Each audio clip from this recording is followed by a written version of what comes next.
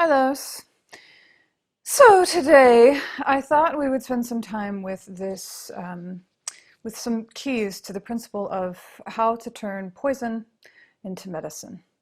So it's clear to me, I think it's probably clear to a lot of you, that we are in a time of radical transformation and transmutation of poison, individually, collectively, globally.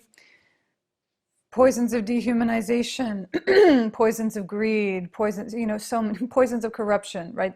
And I've watched in myself, and I've been hearing this from many people close to me, that there's a sense that I actually have to walk a really narrow path right now, because to one side is despair, you know, just overwhelm, a sense that no matter what I could do, it would always be too little. Like, it's a despair at what's happening, a despair at what I'm seeing, or what I'm encountering, or what I'm witnessing in the heart of humanity, in culture, right? And then I become pretty useless over there, right?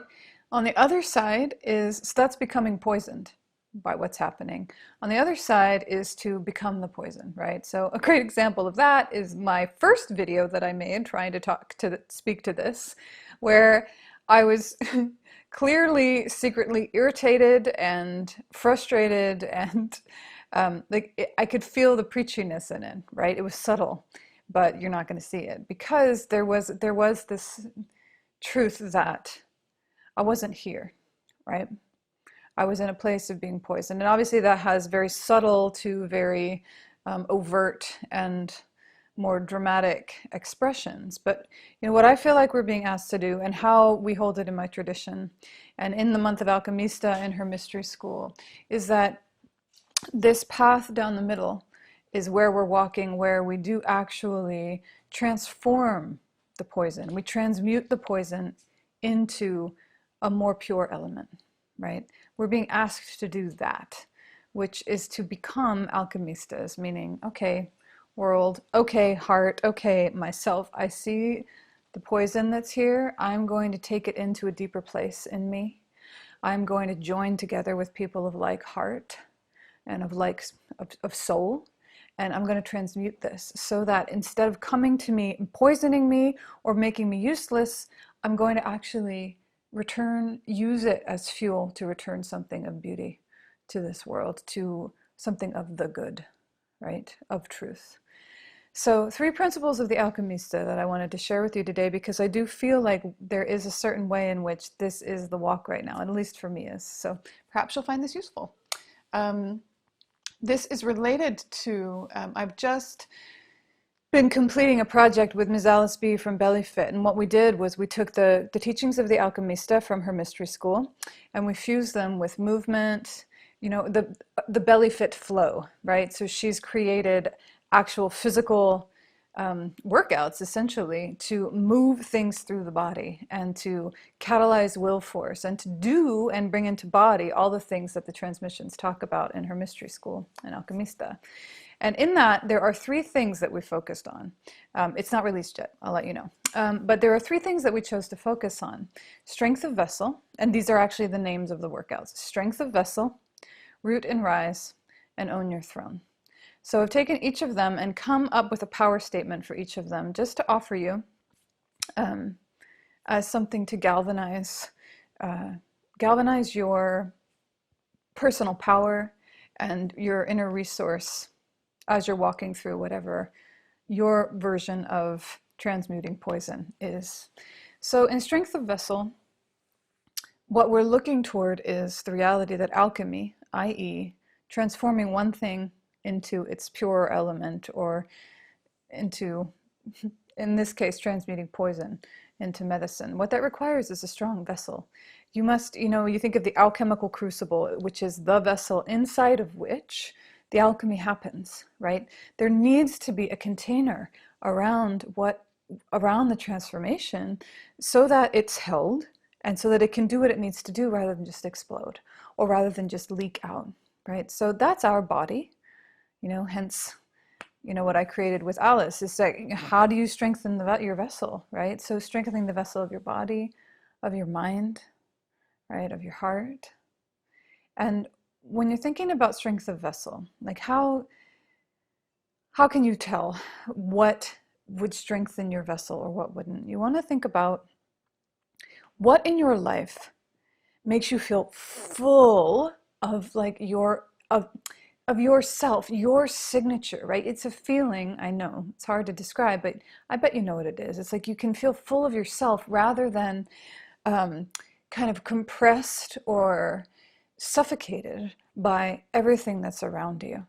So that kind of underlying feeling, that's how you know you're doing something that's actually strengthening your vessel, right?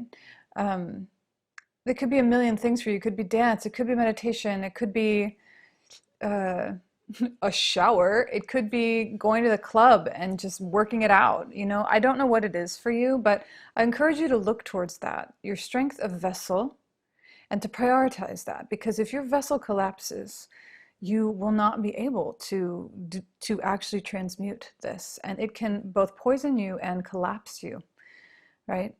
There are a lot of, you know, transmuting poison into medicine isn't something done like that.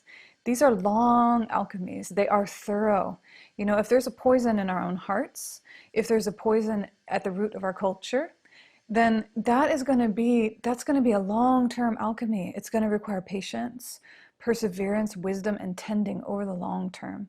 So we need to stay strength of vessel, and tending to your strength of vessel has to do with making sure that you are going to be useful towards what it is you really want to be an instrument of, and that you prioritize tending the strength of your vessel. A question to ask yourself is this mine to do? Right? That's one of the core questions when you're thinking of your strength of vessel. Because alchemy, if you don't have enough fuel, you know, if you just like tune out to everything, tune out to what's going on inside of you, and you don't pull forward the things that want to be alchemized in your world, then you'll stagnate. That's too little fuel for your fire, right? If you know, just saturate your body, your mind, your world with media every day, and you know, as Facebook every day, and arguments and opinions and just all the bad things and terrible video clips, and you just saturate with that, that can quickly cross over the line to being too much, and it will kind of dampen your fire in a different way or burn it out, right? So when you're looking for, in alchemy, you're looking for just the right amount of fuel, not too much, not too little. So what is yours to do? No more and no less. And if you just validate this inside of yourself, validate that the strength of your vessel is important. It's not a luxury. That your usefulness, even to be in service to what you really want to be in service to, actually directly depends on how you tend the strength of your vessel, right? And this kind of another narrow walk of discerning what is really yours to do and what is not. What do you have the capacity to hold and what do you not, you know? So there's I invite you into that when you're considering strength of vessel, and from an alchemical perspective of like, take on just enough that you're lit up and that you know what to do and you know where you're going and you know what you're passionate about, and you've taken on enough of that poison to get a reaction, to get a response going in your body. But stop there. Don't just keep taking it in, right? You don't need to do that, and you will poison yourself with too much. So strength of vessel.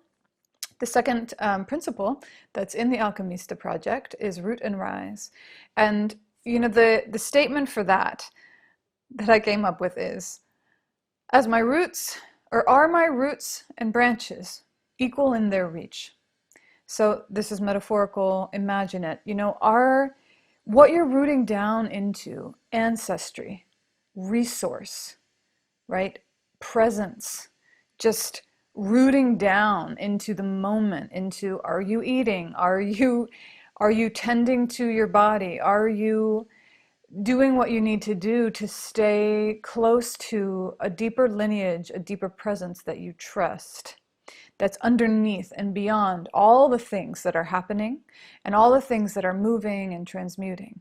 Are you rooted in that at the same time that you're branching out into your full expression of the fruition of what is in your heart, of what you're moving into, what you are creating or offering to the world. You know, when you ask yourself this question, are my roots and my branches equal in their reach? What that can help you do, I don't know how that'll translate metaphorically to your understanding of your own life, but what that can help you do is recognize, like, oh, I am reaching all the way out here, and my roots are like this big, right? And you can feel it you can feel it. You'll feel wobbly. You'll feel vulnerable to the gusts of wind. You'll feel very vulnerable, reactionary, thin, and frazzled, right? Because there's nothing holding this branching, right? There's nothing making sure that everything that's growing and everything that you're offering and moving into in the world is actually rooted into something that will keep it true and make it sustainable for you and for those around you, right? So, are your roots and your branches equal in their reach? That would be a question.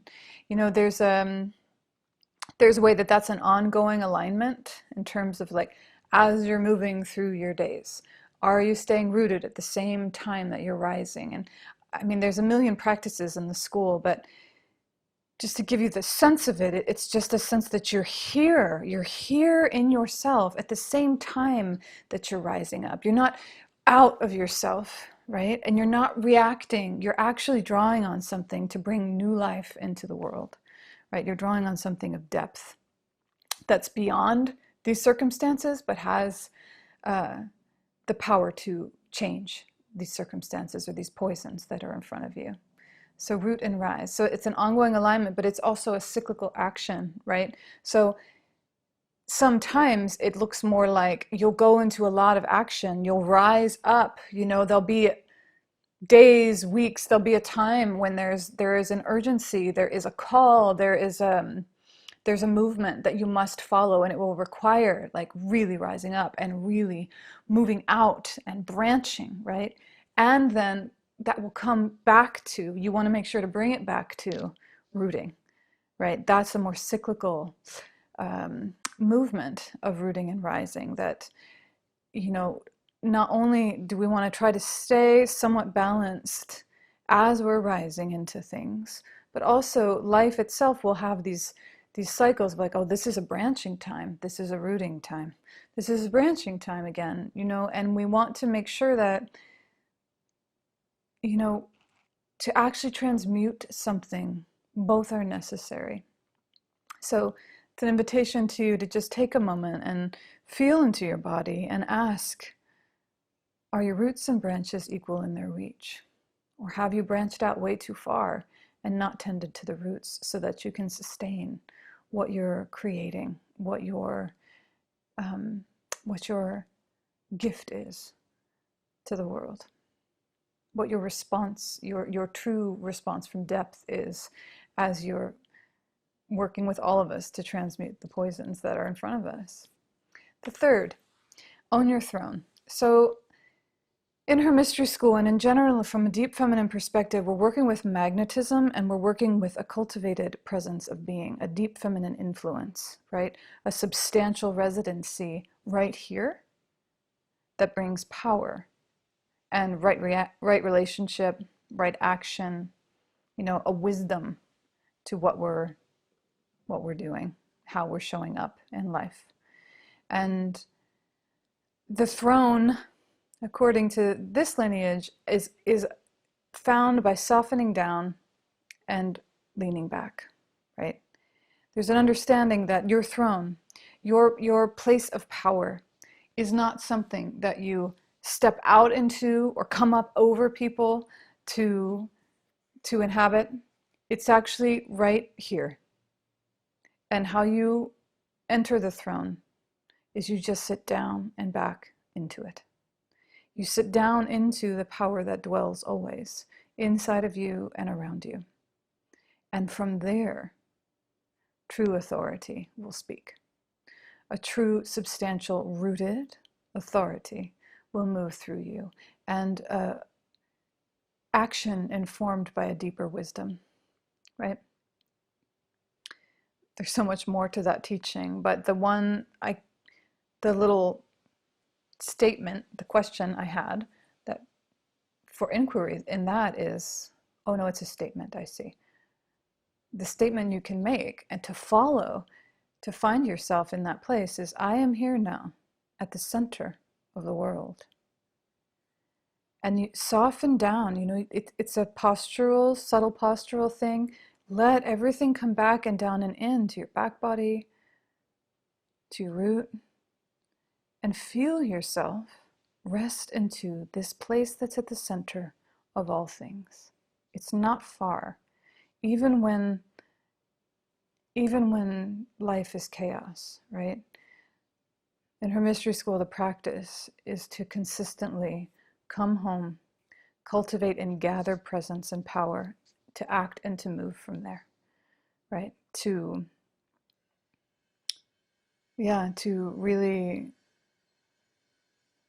really find that kind of inner authority and that kind of deep resource that is connected to natural law, that is underneath of personality, underneath of all the stories, underneath of all of everything, but that can inform how we move into all of everything, so that it is connected to natural law, it's connected to a deeper wisdom, and it creates harmony. It creates real change in the direction. It creates real movement, or, the gift. It allows you to give the gift as the gift. And sometimes that's soft, sometimes that's the sword, but when it's delivered from a place that's actually rooted in a more ancient wisdom and kind of ferociously loving power, it has a very different impact on the world. So all of those things, strength the vessel, is this mine to do? Root and rise. Are my roots and branches equal in their reach? And own your throne. I am here now at the center of the world. Locating yourself there. Those are my 3 offerings to you that are attempting to sum up some pretty thorough and nuanced teachings in the interest of supporting you to understand and really honor that this is an alchemical time, and what you're being asked to do is to transmute poison into medicine. And in doing that, the greatest danger ultimately is that you will either become poisoned yourself, or you will become the poison that you intended to transmute. And that is a sneakier beast than what one might think, right? And why I offered these 3 things, these simple questions, these more archetypal, metaphorical principles, is that we all generally think that what we're doing is, we know what our intentions are, right? We don't often consciously or intentionally become the poison we meant to transmute. That's not how it works. It happens, and we don't see it. And all of a sudden, without our willingness to see it, or without our knowledge, the fruits of our actions become further fruits of the same poison that we wanted to. They become rotten fruits, right? And they do not deliver the gift. And they become divorced from the root, the real, the volition that we held in the beginning. And that's why we see a lot of the things we're seeing right now. Point is, I wish you the best as you're transmuting whatever is in front of you, whatever is on your golden path, and in your particular, what has life brought you? What life are you living into? And I hope that these are helpful to you to both protect your vessel, so that you can move through these times that are going to deliver some serious, these are transmutational times, so that you can move through that with the resource and the sustained, some of the sustained kind of sensibilities that will get you through, right? Get us all through to the other side. And also so that you don't become the poison that you wanted to transmute in the first place, because you were not meant for that either. But, you know, we're all being asked to be extremely, we're all being called to a greater level of integrity than we've ever seen before. And that's the journey. It's okay for us to be wrong. It's okay for us to like take in a little too much poison if we tend to that, right? That's part of the process of alchemizing. Anyway, I think that's all. I hope that served. It's been really deeply present with me because it's hard. There are some really difficult things moving and creating. You know, I can feel what wants to happen, what I feel wants to happen, and be what wants to emerge from the heart of humanity, and I can see all what's actually happening, which is so much separation and so much aggression, and yeah, these poisons are tricky. So good luck. Blessed be.